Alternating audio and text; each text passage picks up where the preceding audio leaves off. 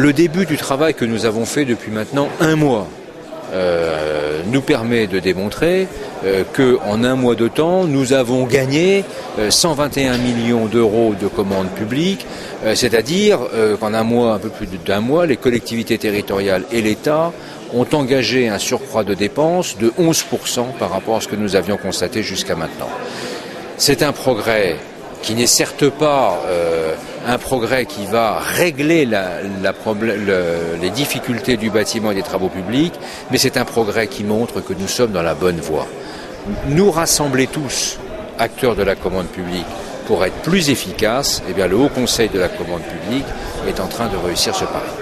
Si on voit un petit peu plus large, la commande publique, bon effectivement ça peut être un point bénéfique sur du moyen ou du court terme, moyen terme. Est-ce que dans l'avenir, est-ce que c'est le seul moyen pour la Réunion de se développer? Non, la commande publique n'est pas le seul. On répond de façon. Non, mais la commande publique n'est pas le seul moyen de répondre aux difficultés économiques de la Réunion qui sont plus larges. Mais convenons simplement que la place de la commande publique, c'est-à-dire des marchés publics, dans la formation de la richesse à la Réunion, cette part est importante. Et que le trou d'air que nous constatons aujourd'hui est un trou d'air qui porte un préjudice très important à un secteur essentiel de la vie économique réunionnaise.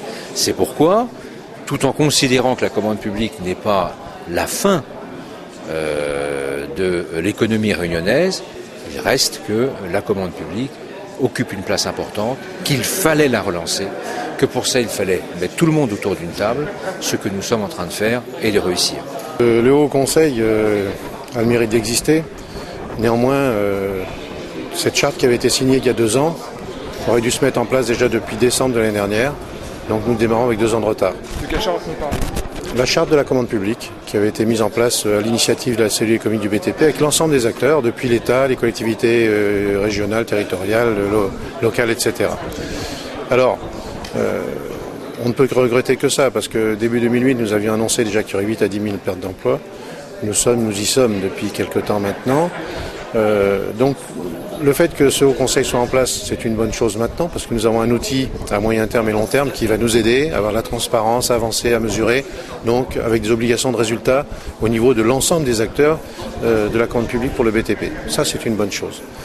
Mais ça ne répond pas à l'urgence. C'est-à-dire qu'au niveau de l'urgence, il faut vraiment que les dossiers sortent, parce qu'aujourd'hui les entreprises sont exsangues, il n'y a plus de trésorerie, c'est très difficile, il y a des ruptures de carnet de commandes, les entreprises sont en sureffectif pour garder leurs effectifs permanents, donc leurs compétences.